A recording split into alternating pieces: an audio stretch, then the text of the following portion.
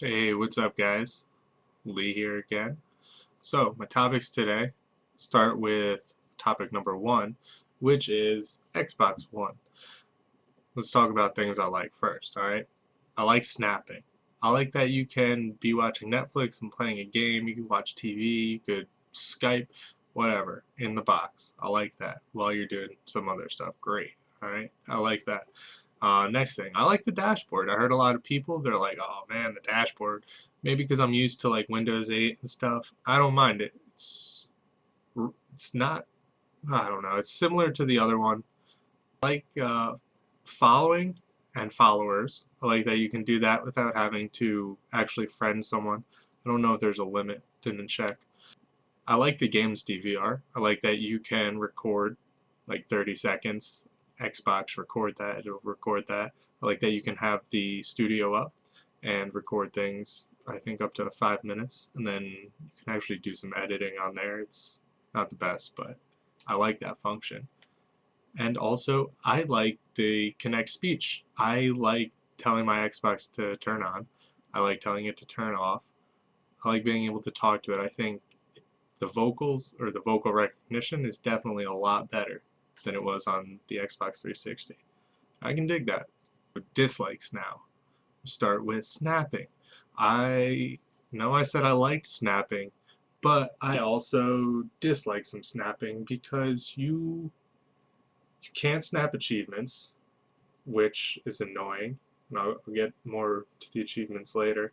And when you snap things, it's like a box, literally this big. See that? On the side. So you can definitely hear, but it's hard to see some things. You want a bigger picture, and I know they're trying to keep things in ratio and whatever, but come on. All right. Now I'll talk about achievements. I love achievements, but I don't like having to back out of the game like that, open up a new achievements app, and then look at them like that. And I don't like how, I mean, I like how, I know it's the dislike section, but I like how in the achievements they have pictures and stuff. That's cool, alright. Well, it takes so long to load, and I don't know if it's because of that or what. I don't like the organization, how you have to scroll like sideways, not down. I don't like auto clip recording. Like in Peggle 2 and Dead Rising 3, certain challenges and things you do make it automatically record. I ended up with over 100 Peggle 2 clips of me scoring things, and I don't even care. Hopefully it automatically deletes because I'm not going to go through every single one of those and delete it. Didn't save any, but shit. Twitch. I like watching Twitch, okay, but I don't like that I'm not able to stream to Twitch yet. Know that's coming out at some point, but wish it was here now. Alright? Come on. And the battery life of the controllers, man. Within a month of playing, I had gone through 12 batteries. So, luckily for Christmas, got myself one of the rechargeable plug and play battery packs and controller along with it, because why not? But damn, damn, that was a lot of batteries. Luckily, I had all these batteries lying around, but I mean, I don't think most people would. After spending like over $500 on the console, and then I don't know, batteries are expensive. Luckily, I had them, but shh. All right. Next topic I want to talk about is Texas Chainsaw 3D. Saw it on saw it on Netflix, and I enjoyed the series. I saw it as a kid, you know, the original and so on and so forth. They're goofy. Well, I wouldn't say goofy, they're silly. Alright? But this one, let's talk about it. Let's talk about the likes first. There's very few. I like how it picked up right after the original, like seconds later. I enjoy that. I like when a story can continue previous stories. It pretty much cut, like every, not cut, it didn't focus on any of the other series, sequels, anything like that. So it picks up right after the original, and I like that. I enjoyed the first half of the movie. or the first 45 minutes or so, I thought it was good. I thought it had potential, and I was enjoying watching it. The last thing I liked about it, that's right, only three. I like how Tom Barry, who plays the sheriff, survives. And he doesn't just survive, he survives almost like a badass. I mean, he wasn't in too much danger, really, but yeah, he made it work. Good for him. I'll give him 2 thumbs up because what a good guy. Next here. Oh, yeah, alright. Let's start on the list of things I disliked about it. Or just silly shit. 1. How did the grandma survive? Alright? The plot of this story is the granddaughter, the cousin of Leatherface, she survives this burning and shit and of the whole family apparently, except for Leatherface, which you find out. And then she gets a letter of inheritance saying, you get this house. Grandma's dead, you get this house. How the fuck did the grandma survive, alright? Wasn't she with the rest of the family? And if she wasn't with the rest of the family, wouldn't they know, like, oh man, there's one left, we should get her? Alright. Um, when did Leatherface last eat? When did the grandma die? How far, like, apart was when did the grandma die, and then when does this story take place? Because there was a plate of food outside of his, like, little cellar door, but I mean, when was he last fed? I don't know. That's not too bad. Leatherface only kills like 3 people in this, and he kind of kills 2 people, or like because of him, these 2 people die, but he could have killed more people. I mean, come on. I'm watching this movie to see people get killed, right? Let's talk about these people getting killed. They were basically just. I mean, I know Leatherface, you think of him, you're like, oh, this dude's got a chainsaw. Alright.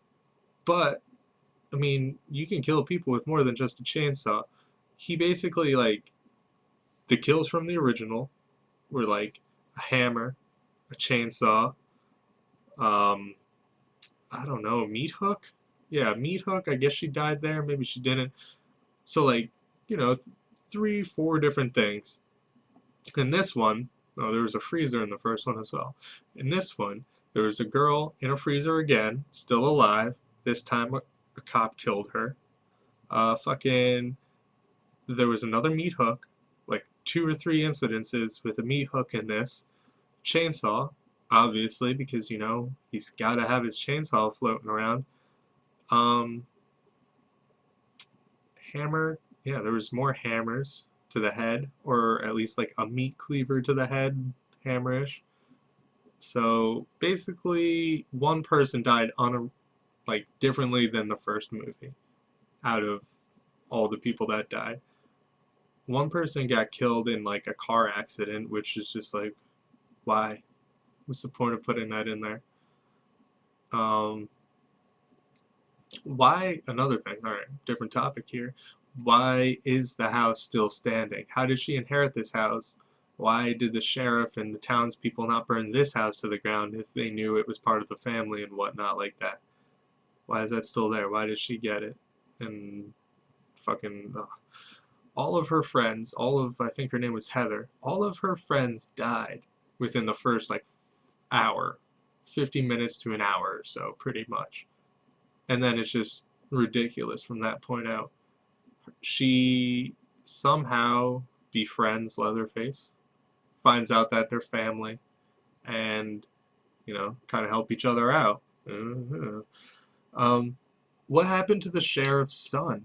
He brought Heather in, tied her up, and then the mayor, or the mayor's son, I'm sorry, not the sheriff's son, the mayor's son, he tied her up, blah, blah, blah, and then he says, hey, get out of here, there's no place for a cop. What happened to him? He's still a dick? He's still alive? Ooh, maybe a sequel. Oh, God, I hope not. Why, when the mayor's son tied her up, why did he, like, open up her shirt? Like, he raped her, or was gonna rape her, or molested her? You don't see any of it, so I want to know why. And because, I mean, I guess just to further move along the plot, because Leatherface comes in and sees the burn mark, and he's like, oh, this is a fucking, him and his feeble mind puts it together. He's like, oh, it's the same fucking thing. This must be my family. She has a burn mark that looks similar. But if the fucking mayor's son didn't undress her like that, he wouldn't have seen, and things would have ended there, and then Leatherface probably would have gotten killed. Ah. And probably the last thing that I can think of, or at least have written down, is, can you just toss chainsaws around like that? I mean, she throws this chainsaw, and like, on top of her throwing it, other things happen. That chainsaw takes some abuse. I don't throw chainsaws around. I've maybe only used like 2 in my life. But are they durable like that? I mean, wouldn't the chain snap? Wouldn't something leak? I don't know. I would like to know though, because this shit was ridiculous. And why was only one, like, 2 of the kills Leatherface didn't even really do.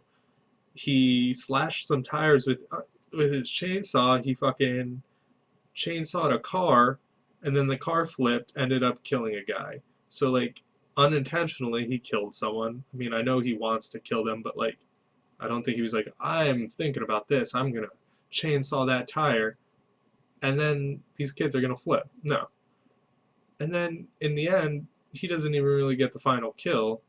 He kind of, like, chainsaws the dude's Achilles tendons, or, like, his feet off, and then chainsaws his hands off, and he just kind of, like, limps his way in and dies. But, oh man, I don't even know.